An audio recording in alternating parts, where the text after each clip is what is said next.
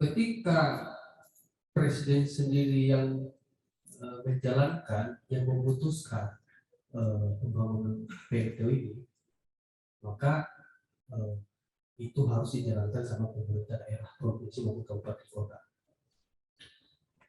Dengan kehadiran PLTU, terutama di Bangkalan Susu, itu membawa dampak buruk bagi masyarakat sekitar. Jadi pertanyaannya, apakah PLTU bisa kita tumbangkan? Saya mau jawab bisa. Banyak orang bilang, oh tidak mungkin, kan dari pusat, penguasa, segala macam. Tidak mungkin itu, bukan dalam arti tidak bisa. Ada di BPHBN itu ada satu slogan, yaitu perjuangan menembus batas. Perjuangan menembus batas itu,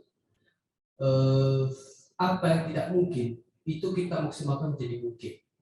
Dalam suatu perjuangan, kita banyak mendapatkan teror, ancaman, segala macam.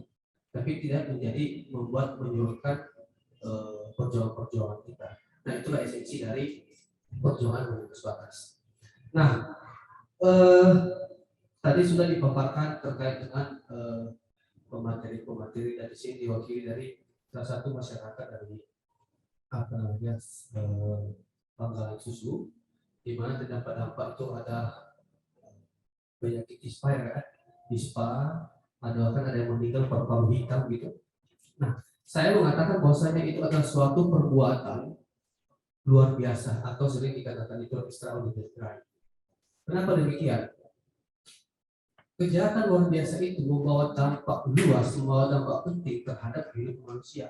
Kalau kita bandingkan dengan PLTU Bangkalan Susu, itu merampas kehidupan manusia dan merusak alam, itu terbukti. Itu merampas kehidupan manusia dan merusak lingkungan. Nah, itulah kenapa saya bilang itu adalah suatu kejahatan yang luar biasa sebenarnya. Nah, pertanyaannya, apakah ada pertanggungjawaban dari pemerintah? Maksudnya pemerintah dari PLTU sendiri ada nggak? Tadi kakak ini tadi barusan bilang, anaknya sendiri bahkan hanya disuruh ibunya udah berobat aja ke ke ahli ya, spesialis. Saya kira datang spesialis kayak semacam harga can gitu, padahal spesialis itu begitu mahalnya gitu ya. Apa pertanggungjawabannya? Tidak ada gitu.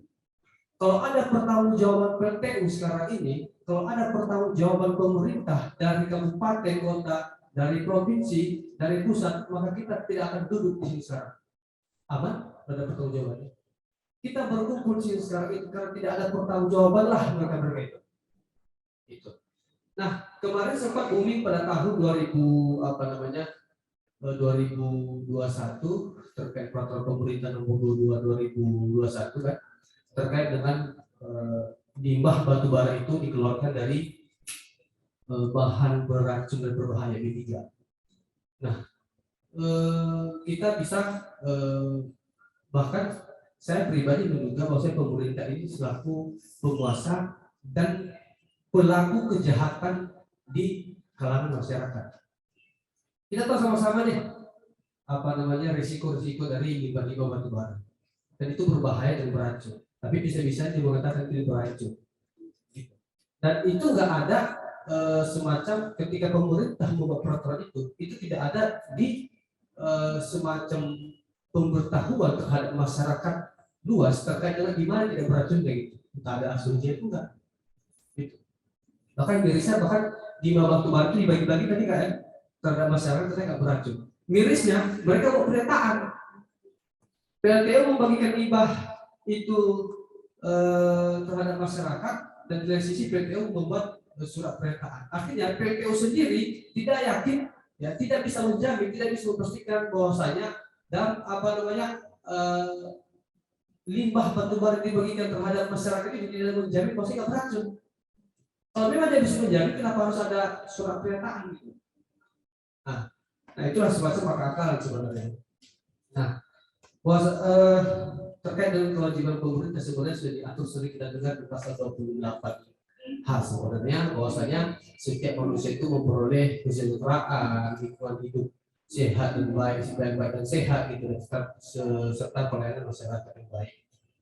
Nah, kalau kita sandingkan dengan masyarakat di PLTU Bangkalan Susu, apakah mereka mendapatkan itu? Tidak. Apakah pemerintah menjalankan kewajiban itu? Tidak. Sampai sekarang respon pemerintah pusat terhadap masyarakat terhadap atas pengelolaan susu tidak ada sama sekali.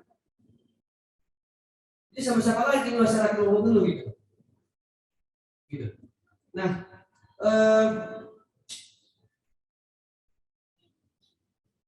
sebenarnya untuk lebih tadi kalau misalnya ada anak-anak ya, beberapa anak-anak kita dapat ada puluhan juga ya.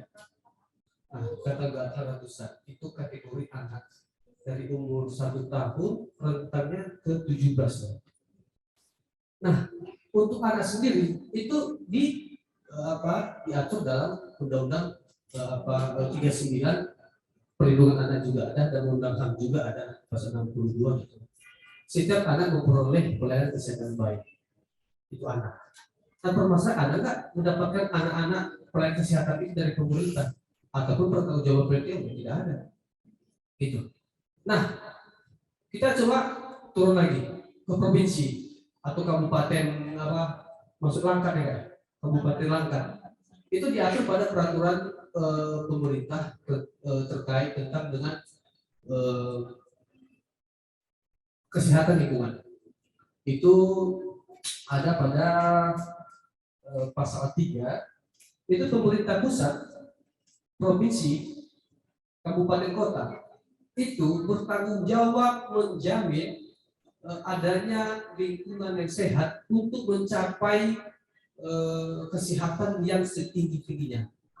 Ini bukan setinggi yang pada faktanya ada serendah-rendahnya gitu. Jadi apa yang mau kita jadi wajar memang kalau seandainya kita masyarakat Indonesia ini sangat menentang dengan adanya PLTU karena memang itu buruk bagi masyarakat, merugikan masyarakat. Jadi kita bukan hanya semata bercakap-cakap, kita ada fakta-faktanya di lapangan gitu. Jadi tak ada masyarakat di sekeliling PLTU dimanapun mereka semacam kalau saya pikir itu menduga asal 100%. Kalau nggak melibatkan unsur pekerjaan di seperti dibilang tadi pada saat masuk nilai indikasi pekerjaan nggak bisa segala macam. Jadi itu semacam mereka cuci otak jadi gitu bahasa kasar ya. Jadi seolah-olah jadi pengakuan mereka begitu bagus. Nah, secara konstitusi kita mendapatkan lingkungan yang baik dan sehat itu adalah hak asasi manusia. Ya. Maka dari itu, negara mempunyai kewajiban dan melindungi lingkungan yang sehat itu adalah menjadi prioritas utama dia. Tapi kalau kita lihat dari malahan yang tahun yang udah lama-lama sampai saat ini pemerintah begitu masifnya membangun PLTU. Karena begitu masifnya membangun PLTU, saya mau bilang begitu masifnya membangun PLTU, maka begitu masiflah kejahatan yang terjadi. Gitu. Nah, saya mau bilang pada kesimpulan saya bahwasanya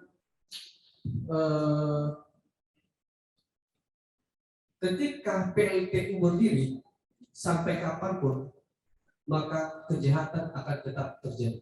Terima kasih.